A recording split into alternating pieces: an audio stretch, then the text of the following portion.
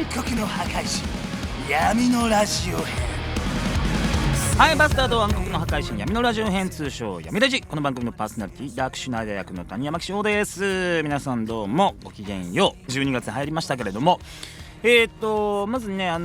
近況っつんじゃないけど、やっぱこのラジオだからこそ伝えておかなきゃなっていうね、急遽決まったガンズ&ローゼスの、前説じゃねえや、オープニングアクトか。グランローデオって僕やってんだけど、もう17年ぐらいやってるロックユニットコンビみたいなんでやってるんですが、僕歌ってるんですね。急遽呼ばれましたね、埼玉スーパーアリーナ。それは11月のちょうど1ヶ月経つかな、6日とかだったと思うんだけど、急遽決まって、ちょっとじゃあ歌ってくれいっていうことで、だからガンズ兄さんたちの直前の舞台をステージを温めるっていうね、これで30分ぐらい持ち時間いただいてやったんですけど、おおむね好評だったし、ガチの洋楽ファンですか、ガチのガンズファンの皆様の前でね、なかなかこう、誰よ何よあの子みたいな、ざわざわみたいなね、それこそ鈴宮春日の気分になれましたよ。春日のがね、学園祭でゴッドノーズを歌って、最初誰も聞いてなかったのに最終的に大盛り上がりになるっていうね、春日の気分を味わえたそんな一日だったんですが、最後の最後ね、一応何の前触れもなく行ってきました。ガンズンローと唱えてきましたから、なんかでも観客の皆さんはちょっと結構ハテナハテナハテナって感じなんでなぜなら僕所詮前説であんまりしゃしゃってりたくなかったから、自分の素性をね、実は僕声優みたいなことやらせてもらってましたねみたいな MC はやっぱこう無粋なわけですよ。そうするといきなりこう何も聞かされてないお客さんは、ガンズンローとかなんか聞こえたよねみたいな、叫んでたけどボーカルの人みたいなね分かる人は分かっただろうっていうことで、一応傷は、爪痕は残したつもりなんですが、あくまでも自己満足的な感じでね、この番組のリスナー、だったり、そもそもこのバスターの作品に携わる、僕らはじめスタッフの皆さんとかねの何かこう背負ったような感じが勝手にあったんであとなんだっけ、カートゥーン系の作品で、向こうのアニメでアクセルローズボーカルの本人役で出てるんですよね。アクセルローズ役でアクセルローズが吹き替えてるのを、日本語吹き替えがかつて僕がアクセルローズを吹き替えたっていうご縁もあったもんですから、そこまで言いたかったんだけど、あんまり言うとね、うるせえって言われるんでおめえら見に来てんじゃねえよって言われちゃうんで、そこはもうね、あくまで謙虚に やらせていただいたということをここに伝えておきたいなと思います。世間では師走お師匠さんも走るぐらい忙しい、ね、昔の師匠は随分ズボラこいてたんだなっていうね思いますけど、慌ただしい時期に差し掛かってきた、年末進行なんて言われますし、我々東京に住んでると、道行く道というものも工事の嵐。あとなんかまだこれ撮ってる時期は11月の最中なんで、ほんと道くっせ銀杏でくっせもう銀杏デスロード至る所なんであんななんかうんこ練ったような匂いがするんだろうね俺絶対犬だったら散歩連れてってほしくないよ。もうご主人様に、犬って人間の嗅覚の何百倍あんだろその道はやめてよみたいなよくイチョウ並木がいいからっつって犬連れてね、なんかすごいなんかいい顔して歩ってる飼い主さんいらっしゃるけどワンちゃん絶対息止めてっからあれこれ銀杏デスロードじゃんみたいな、そういうことがいろいろ思ったり思わなかったりするわけです。僕は自転車に乗って移動するもんですから、今日ははっきり言って11月の22日なんですが、皆さん思い返してみてください。今日がもう1年で一番天気のいい日だった自転車日和、最高気温は20度でございますけれども、このくらいが一番いいね。はい、それはさておき、海外で聞いてらっしゃるリスナーも多いと思うので、ちょっと日本古来の文化について説明させていただきたいと思います。まず12月の13日来たる1週間後ぐらいですかね、来週正月のこと始めダメだじゃないですよ。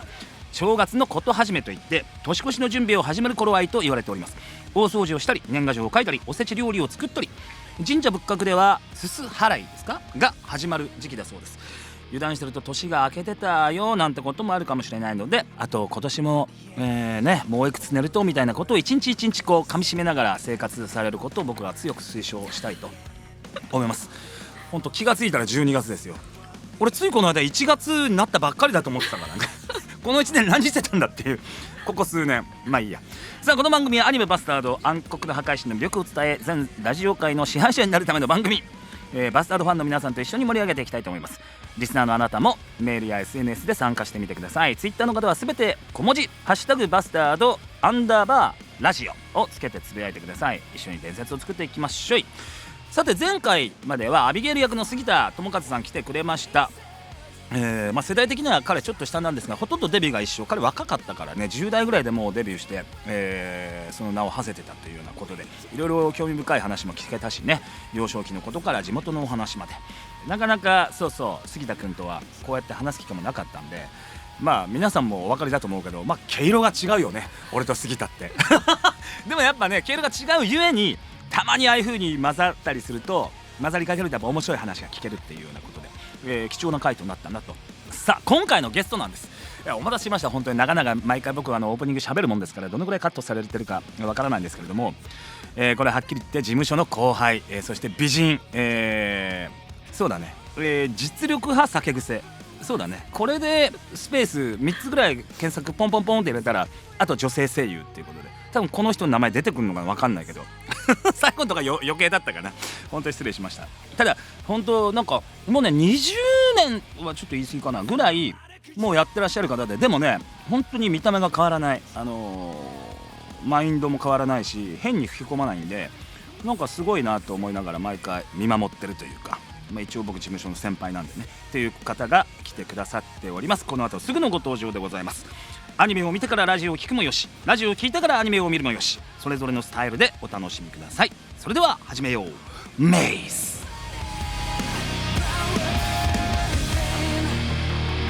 この番組はバスタード制作委員会の提供でお送りするぜ。バスタード暗黒の破壊神闇のラジオ編。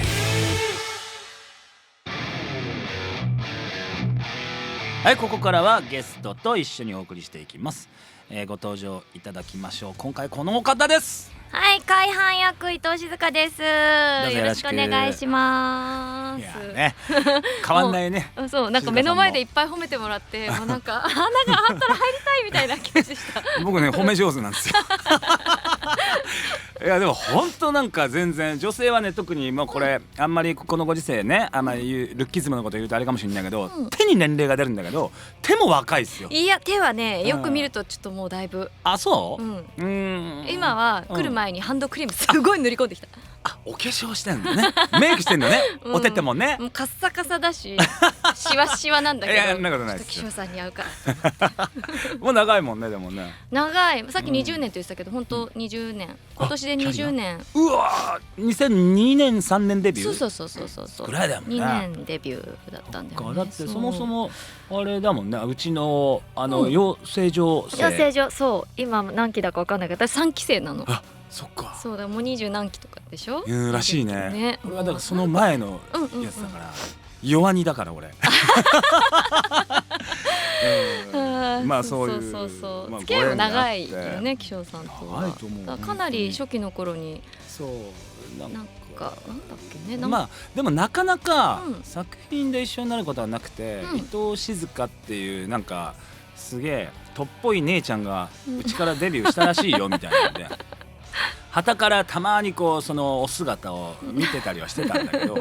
なかなか喋る機会がなくて、ある時うちの事務所ケンプロが何かイベントをやりましょうっつって、美智子さんの鶴の一声でね、いろいろなんか老いも若きも老若男女、ケンプロの連中が当時集まってヤクルトホールとかなんかでケンプロフェスみたいなのをやった時に、なんかいろいろ稽古だなんだっつって、時にその交流初めてあったのかな。ああ、そうだったっけ。ずっと第一印象俺お前のことこう思ってたよっていうのをなんかそこでお伝えしたような気が覚えがある。そうだった。もうその頃は多分私もなんかよくわかんないけど、よくわかんない態度のでかさとあったねそう、新人なのにベテラン感出していく感じみたいな偉そうにしてたしコンセプトがあったの自分の中で。なんか突っ張ってたんだと思うよ、多分。そうなんです。そしてまあそんな伊藤さんね、静香、先日12月の5日がホニャララ祭の誕生日だったと。42歳です。言っちゃってんだよね、もうね。松坂世代だもんね。そうおめでとうございます。ありがとうございます。ありがとうございます。42はだっていいですよ。俺5年前だったでしょ。ってことです。2017年。あ、俺楽しかったわ、42歳。本当？もういい年になると思う。本当？楽しいかな。楽しいといいな。これね、引っ越しを今もうそこじゃないけど引っ越ししたりとか、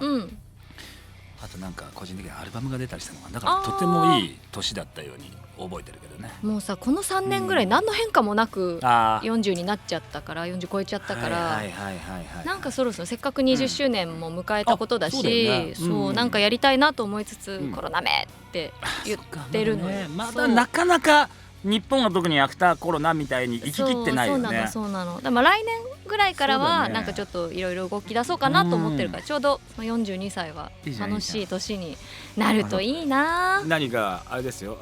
俺にできることがあったらね。20周本年当？ノーギャラで？まさかノーギャラでありがとうございます。いや本当足代ぐらいいただけるとありがたいけど、あと打ち上げとかね美味しいお酒を飲ませていただけるんであれば、もう全然そのぐらいでいいんだったらもうちょっと1、2曲歌いに行きますよ。やったそっか、おめでとうございます。はい、ありがとうございます。幸あれと言ったところなんですけどねありがとうございます。ていうか静香とラジオやるのって、うんそれこそ、うん、俺が覚えてる限りはやったことある？静香とうんナバが、うん。四谷のまだ文化放送でやってて俺がゲストで行ったんですよ。来たっけ？一回だけ行ったの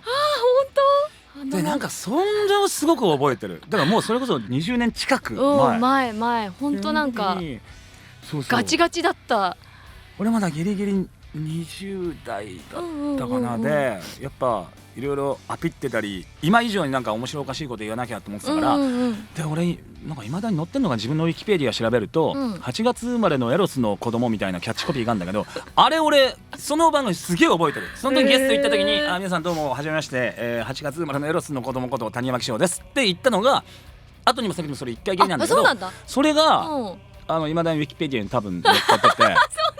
後にも先にもその時にゲストに行った時っきりへえ、すごい。それを拾ってウィキペディアに書いてくれたってこと？なんですごいよね、うんそのリスナーのファンの方もね。すごいね。っていうへーいや懐かしい。以来のラジオでございますから、うんほとんどね静かは覚えてなかったんで、いや全然覚えてない。初めて記憶からこうそっかそっかあんまりいい記憶じゃなかったんだうそうなんかもうアップアップであーそういっぱいいっぱいすぎて、うんもう毎回怒られてたからあそんなに記憶からこうやだね文化消そうと放送の思ってたとかディレ言ってクターいやいや未熟だったからねあそうまだ全然今日はせめてねいい、はい思い出にして帰っていただきたいと思いますけれどもさあ、まあそんな伊藤静香演じるところのはい改版はいねまあアーシェス・ネイの配下木戸三人衆の一人改版というところなんですが、はいまあこれ世代とかっていうのをよく話すんですよ。バスタードじゃあ読んでたっつって、うんうんでここでまたもっと分かれるのが、うん男は読んでたか知らんけど、女子は読んでなかったろっていうねバスタード当うん時。静香ちゃんどうだったのよ。私はね、うん連載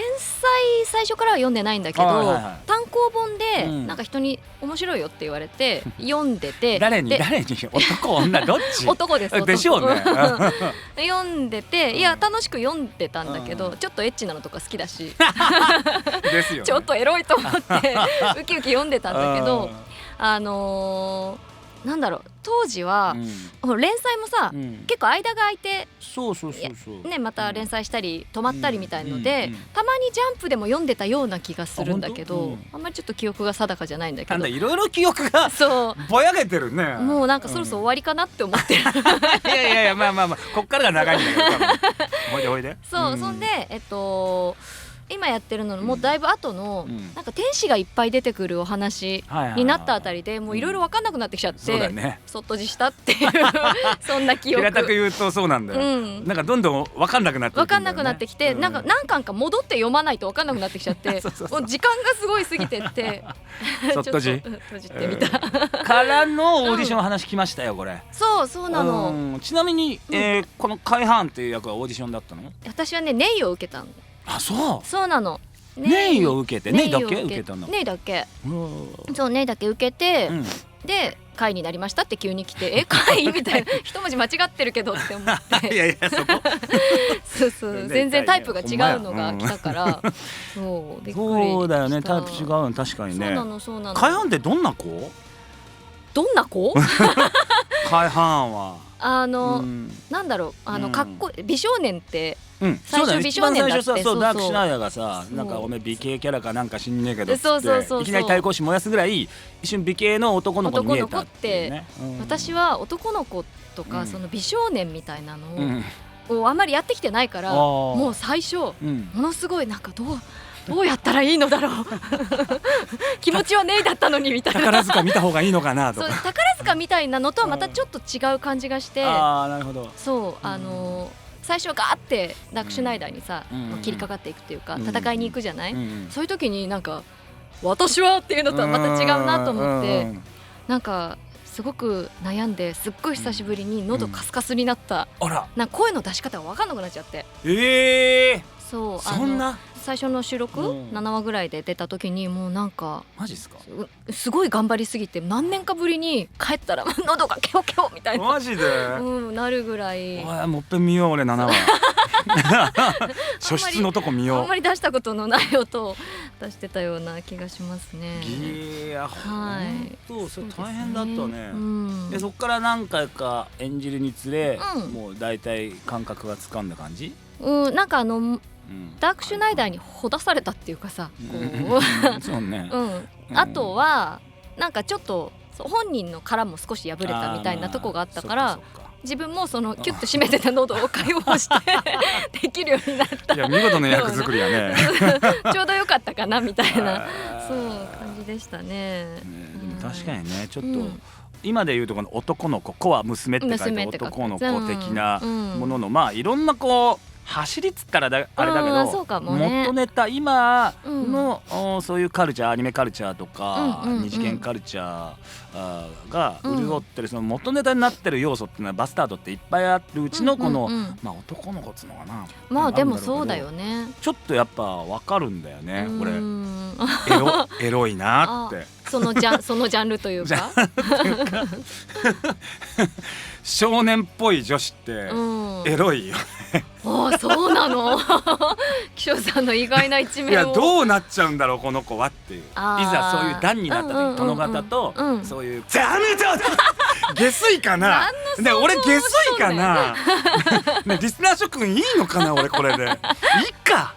ダッシュだもんね中の人もこのくらいじゃないってねって思うんですよね。やっぱエロいなって。それがなんか静香がやるっていうのがね、なかなかこう複雑に絡み合ったサシャみたいな感じでこうすごい分かる言ってることチョコレートねいろいろなんかこの手がなかったら分かんなかったよ斜めに指をいろいろこう絡まって要素が複雑な、エロスを情勢醸し出してるなという思わがでございますね。まあそっか最初は受けたのはネイだけど、まあそれもねいいね。だからさっき実はプロデューサーに聞いたけど、もうオーディションは回半はやってなかったみたいですね。ネイをやってネイに引かせが決まって、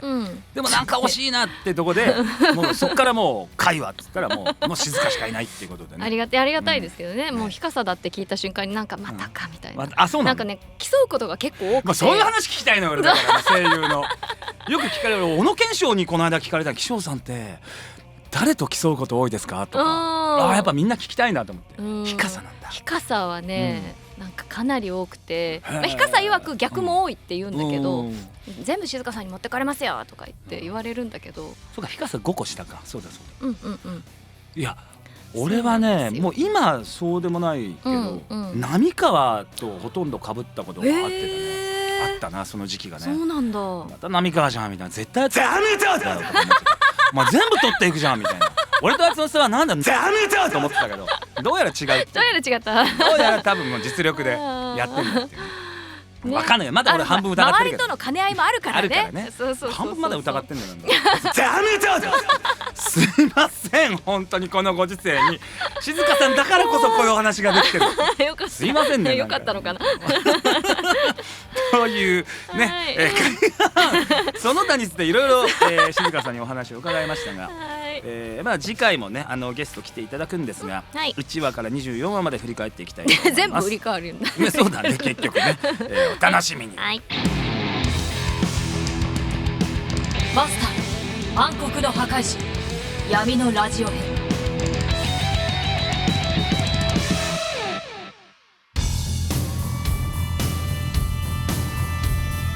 はいじゃあメール紹介していきます。ラジオネームコーギーのしもべ。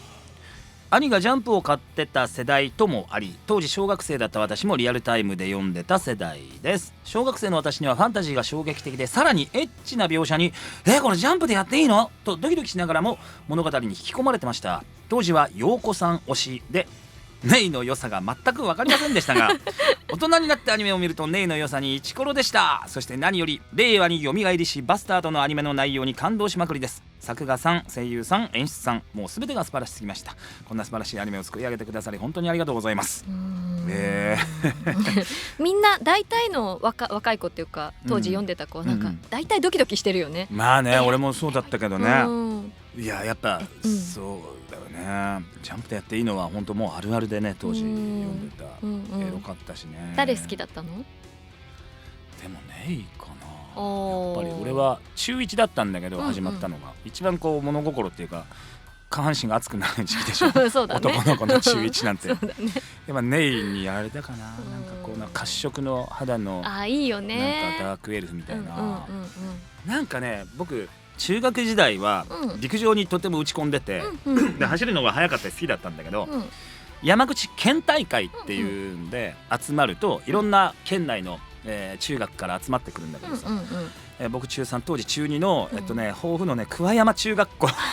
忘れましたねのなんとかさんっていう名前忘れたけど、で 100m で同じ競技ですごく速い女の子が中2にいて、その子がショートカットのすごくスポーティーでやっぱ陸上やってるから肌がちょっと焼けてて小麦色に、その子のことすごい好きだったので、俺も結構決勝ぐらいまで残ってたから目立ってたんだけど、なんとかちゃん俺のことを知ってるかなとか思いながら、当時もうウブな谷山少年はそう一生懸命その決勝戦の走りでアピールしてたんだけど、結局その思いも伝えられず中学も違うんで、一回もそのコンタクトを交わすこともないまま今に至るんだけど、それを思い出すとどうしても自分のなんかこのなんでしょう、キュンキュンスイッチがどうしてもそんなに押してくるんですよネイが。ちょっと肌の焼けた女子っていうのがね。なるほどね。ちょっと色っぽいよね。色っぽいね。なんか健康的かつ色っぽい。健康的ってのがそうなんです、重要なんですよ。ダーシュにしかも従順でしょ。そうね、そうね、確かにね。すいません、なんか静香さんに言うとこういう話になっちゃう。いや、いいよいいよ、すごい嬉しいわ、そういう話聞けて。可愛い時期があったんだね。いっぱい俺本当に学生時代はもうだいぶこう見えてウブでしたからね。そうなんだ。奥手全然女の子とあんま喋れなかった。付き合ったりそういうね色っぽいことがないわけじゃなかったんだけど、10代は特にもう本当に奥手でした。続いてちょっとじゃあ、ラジオネームアブテルさん、バスタードとの出会いは小学生の時でした。週刊誌の中で唯一周りを気にしながらドキドキして読んでいたエチチな作品がアニメ化するとは思ってなかったので夢のようです。強くて女性に優しくて自分の欲望に忠実なバスタードは男性の憧れで、アニメの中のアクションシーンはサブタイトルと同じく破壊力と躍動感にあふれています。ちなみに単行本を持っていることがちょっぴり恥ずかしくて、本棚の壁と他の漫画の後ろ側の間に隠していましたエロ本扱いわかるけどね、バスタードの背徳感はね。そっかそっかでも静香はあれですか、ちょっとエッチな作品を読んだり鑑賞するのが好きとか言ってたけど、好きとは言ってないけど、まあでも好きだなエロかったからそう、もうなんかそうなんだよね。小学生ぐらいでさ、ランマでおっぱいボンっていうので、なんかもうあれでもうおっぱいって思ってたのあれはそんなエッチな感じじゃなかったけど、最初のそれこそだから、それこそさっきお話にもあったけど、ファーストコンタクト、俺と静香さんのファーストコンタクトで、俺はだから第一印象ずっとこう思ってたんだよって伝える中に、絶対こいつはスケベエロい女だと思ってた。多分確かお伝えした気がするの俺の目はごまかせねえぞっておめえはエロいだろ絶対って正解多分言った気が覚えがある。そんなに出てたエロい感じが顔に出てた顔に出んだよ。嬉しくないな。エロみって大体顔に出るね。女子は特にわかるなんかそう。あとだらしない、男にだらしないとか、あと女好きってね、大体ね男、女好きっていろいろあるけど、口元がだらしない男は大体女好きだよねだいたいそうあー口元だらしないの。ダメだなんかイメージない。ずっと口が半開きのイメージないちょっとあるわなるほどね、そうやって見極めればいいのか。もっと早く知りたかったいやなあといろいろあるけどメンソーとかなんとなく失礼しましたはい、ということで、メールまだまだお待ちしております。バスタード暗黒の破壊神闇のラジオ編。続いてのコーナーはこちら。助けてダークシュナイダ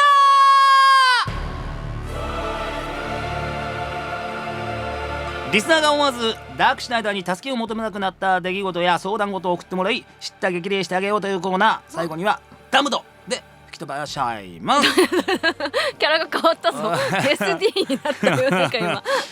どうですか、静香は日常生活の中でダークシュナイダーにダムドで吹き飛ばしてもらいたいと思ったもやっとした出来事はありますか？もやっとしたっていうか、最近そのさ、最近、あったの？こうさっき言ったさ40になって、こう何もせぬまま、そんな何もないの？何もない。39で、私離婚したんだけど風の噂でそうギリギリ30代で離婚したぞっつって、よし新しい男を漁るぞって思ってたのに、何もないまま42ですよちょっと待ってよもう別にいっかみたいになってきちゃった、静香今度さ、友達連れてうち来いよ。うち広いから飲もうよその辺いいね、飲んでいろいろ聞くよ俺愚痴聞くよ口しかないよ。オッケーオッケー。一晩話すよいろいろじゃあ人数集めるからそうしよううち来いうち、そうそのなんかもう男もういっかってなってきちゃった、ちょっと枯れ始めた私のこの心を吹き飛ばしてほしい。そっか、もういいってダー思っクシュナイダーみてるんじゃね。たいな人が現れてくれないかなって思うんだけど、そういうのも出てこないし、自分から勇気もなんかなくなっちゃって。飲みに行ったりしてんの外に？あんまりしてない、ね。だからそれな出会いがそうだもん。そう、私の出会い大体飲みの場だったからねえかそれもないね。軽い感じ。なんか友達と 2,3 人で行くのが楽しい。女子 2,3 人？女子 2,3 人。そうなの。声かけられたりしない？しない。個室だからもうダメだな完全に密閉してるねそうなのよ。すごいな。閉じた空間にしかいないからそうなの、出会いが本当になくって。まあバイオリズムみたいなもんだと思うから、また来るかな。そう 3,4 年お休みしてるわけでしょ、恋を。したらまたなんとなく自分の中で芽生えると思うよ。あるときめき来る。まだ恋してえなと思ったら、なんかね枯れたまんまではないと思うけど、もう一波二波は来てもらわないと女優としてやばいよ。そうだよねやっぱり恋してた方がいいよ。キラキラしたいんだよね、なんか気持ちがね。じゃあちょっとここからはリスナーのメールを紹介していきたいと思います。ラジオネームじゅんじゅん。私の職場は冷凍庫なので、すげえな。普段から冷えるのですが、でしょうね。冬場になるとさらに血行の悪さで足の指に霜焼けができてしまいます。とてもかゆいし痛いし辛いです。秋の段階で毎年憂鬱です足の指フェチだという気象さん、いえダークシュナイダー助けてくださいこれ伊藤さんどうですか？いやーかわいそう。職場のそれはなかなかね。足の指霜焼けって結構でも切実な、俺も知り合いにいるけど女子でね、なんかどうしても冬場はね、どういう対策したって霜焼けになるから冬が苦手だとか。霜焼けになるのか。足の先っぽに何かあったかいね。でもさ、冷凍庫で働いてるってことは食品とかそういうのだよね。あんまりあったかくなっちゃいけなそうじゃない？自分が温まっちゃう。そういうことか。うわー鬼だね。鬼お風呂地獄そう。うわ痛い痛い痛い痛いってなりそう。わかりました。じゃあちょっとダークシュナイダーで一言二言言わせていただきたいと思います。おい冬将軍、ただでさえ露出が少なくなる季節だったのに女性の足に傷を負わせるなんて許せねえ。しょうがねえ。この俺様が一肌脱いでピーのピーでピーして温めてやるぜ。ザブドはい、あったかいあったかいねあったかくなった。ちょっとでも溶けていただけるといいなと。もう一通来ております。ラジオネーム徳森。俺特盛りで思い出した。この間久々にね、飲んでカラオケ行って、で夜の10時とか11時ぐらいになっちゃったの。気づいたら延長して4時間ぐらい行ったから、でお腹減ったなと思って久々に牛丼屋さん入ったんだけど何年ぶりだってぐらい好きや。感動するぐらい美味しくて2杯食べちゃっ2杯食べたのた。おかわりしちゃった。かわいい。温玉つけちゃったラジオネーム特盛り、ある夜の六本木交差点、私はロングヘアにメイクをバッチリ濃いめ、格好は古着の T シャツにデニム姿で生きがって歩いていました。するとすれ違った外国の方に指をさされて笑われたのですその人の連れの日本人男性によると、私が着ていた T シャツはとある外資保険会社がドーンとプリントされていたものらしく、それがおかしくて笑われた模様。生きがってた私は急に恥ずかしくなって、その後その T シャツに別れを告げ、二度と英字の服は着ないぞと心に決めました。しかし20年経った今でも笑われた瞬間を引きずっています助けてダークシュナイダーわかるけどなまあいわゆるまあね、恥ずかしい格好してたなってあるよね。あるね。俺いまだに今の格好も、おそらく10年後の50絡みの谷山中年が、10年後の今の俺を振り返ったら恥ずかしいと思うかもしれないよねお前なんちゅう格好でチャリこいでんだお前みたいな言うかもしれないが、まあそれはもう諦めたけど、確かになんかこう英文字、単語じゃなくてなんつうの、だからちょっと文章に英文ね英文になったりやつってちょっと怖いよね。怖い。英語ができればさ自分でわかるからいいけど、もう手出さない。中学生ぐらいまでだよ。だよね。だった。たまにさ、だって外国人、俺らから見るところのまあ異国の方もさ、日本漢字の T シャツとかなんなら漢字タトゥーで入れてたりして、冷蔵庫とかね字って入ってるシャツとか、下落合って着てるやついたよ住んでないよねみたいな。ないよね。なんかかっこいいんだってフォルムが、形で見るんだよね、多分ね。あとなんだっけ、これ俺だったかな、なんか俺が見たのが人の話だったか忘れたけど、タトゥーかやっぱ、それこそ漢字 T シャツで、残高って誰かお前がお前自身がみたいなすごい面白い。意味はいらないんだよね。いらないんだよね。なんかの残るに高いっていう、あの形が素敵っていうねどっちお前がなのみたいなすいません、はい、っていうのがあったっていうことでございます。あ、そっか、この20年前のそうよ、生きった私を徳森ちゃんのダークシュナイダーが吹き飛ばすと、いうことで、じゃあいきます。二度と英字の服は着ないだと、俺様がいいことを教えてやる。これからはバスタードの T シャツを着て世間に俺様のことを知らしめるがいい。徳森の20年前のトラウマを消し去ってやるぜ。ダブドバスタード T シャツ、いいね。多分なんかグッズでもうどんどん出るのかな、わかんないけど、出していただいて、バスタード、ね、ダークシュナイダーの名台詞をわざわざ英文に直したものをプリントしてやらせろこの野郎っていうダメだみたいなことが書いてあって、まだ六本木の中心で笑われるがいいさ。笑われるって済めばいいけどねおーパンキーガールおパンクガールみたいなHey please とか言われちゃったらね気をつけてね。ノーダムとみたいなもうガンズンローみたいなはい、そんなわけでございまして、ダークシュナイダーにダムとしてほしいエピソードをお待ちしています。以上、助けてダークシュナイダーでした。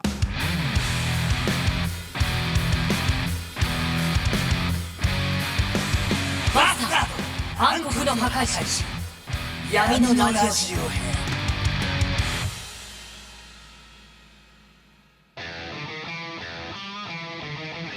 お知らせです。まずは配信情報。アニメバスタード暗黒の破壊神は現在ネットフリックスにて第1話から第24話まで全世界配信中。そして BS11 にて1月10日25時よりテレビ放送が開始予定です。ぜひご覧ください。原作情報です。バスタード暗黒の破壊神原作コミックスは1巻から27巻まで好評発売中です。デジタル版はジャンププラスヤンジャンゼブラックで和単位コミックス単位で配信中です。フィギュア情報です。新商品アーシャスネイのフィギュアが予約受付中です。ダークシュナイダーとシンハリのフィギュアも引き続き予約受付中です。ぜひ合わせてお迎えください。他にもカイやヨーコなどもフィギュア化企画が進行中。詳細はメディコスエンターテインメントの公式サイトまたは公式ツイッターをご確認ください。さあそんなわけで海浜のフィギュアの原型が先日初公開されました、いやじゃん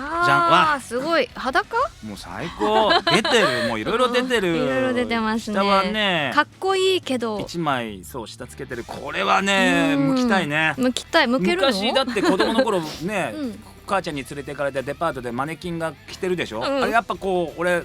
人の目を盗んでこう見てたもんね、本あれ下着を避けてどうなってんだろうとかもうまあひどい早いな少年時代なんですよ、まあ、ちゃんとダメだ当こんなところについてそんなに私が今振ったけどなんかすごいなと思っちゃって。ダメだいや素晴らしい、形が本当全身よ。ここダメだってぐらいね、いやすごい出来ですね。出来が素晴らしいです。だからはいちゃんとエロスそうなんですよ。こうこなくっちゃなんですよ。バスタードの女性陣のフィギュア化ってのは、ここをおざなりになおざりにしちゃダメだから、そうねちゃんとエロみがあるっていうね、確かに素晴らしいと思う、はいこれは、はい完成楽しみね、はい中の人は伊藤静香だっていうことを皆さん思いっきりこうはい脳内で声だけですからそう再生させながら私は声だけですからね。ものすごいめでて差し上げてほしいなとはいよろしくお願いします。アニメバスタード暗黒の破壊神ギーゴコラボが開催中です。全国のギーゴグループのお店ではアニメバスタード暗黒の破壊神のクレーンゲーム用限定景品が登場しています。また劇中の名場面から厳選したオリジナルコースター全13種がランダムで1枚ついてくるドリンクも販売中です。ドリンクちゃんと全部飲むんだよ。そして12月11日日曜日までギーゴ秋葉原5号館5階イベントスペース秋箱にてポップアップストアが開催中です。行ってみてください。以上お知らせでした。バスタード暗黒の破壊神闇のラジオ編 Feeding of the enemies, aiding me to sleep. Are you dreaming of love? バスタード暗黒の破壊神闇のラジオ編。番組ではリスナーのあなたからのお便りを大募集。各コーナーはもちろんアニメの感想、キャストへの質問などたくさんのお便りをお待ちしています。アニメ公式サイトのラジオページにあるお便りフォームからぜひ送ってください。さあエンディングでございます。伊藤さん今週ありがとうございました。ありがとうございました。どうなんか気象さんともうラジオで話すことってやっぱなかったから、ほぼね、覚えてなかったし最初のはなんか新鮮だったのもあるし、でも途中から、いつもの飲み屋でするトークと変わらんなって、はい思いました。楽しかったです。はい次回もご出演いただきます。お願いします。はいお願いします。それではまた次回は12月の21日にお会いしましょう。お相手はダークシュナイダー役谷山紀章と海浜役伊藤静香でした。バイバイ。バイバイ。混ぜ込むロブと目に見えないヘイト。この番組はバスタード制作委員会の提供でお送りしたぞ。 It's so easy to get lost here.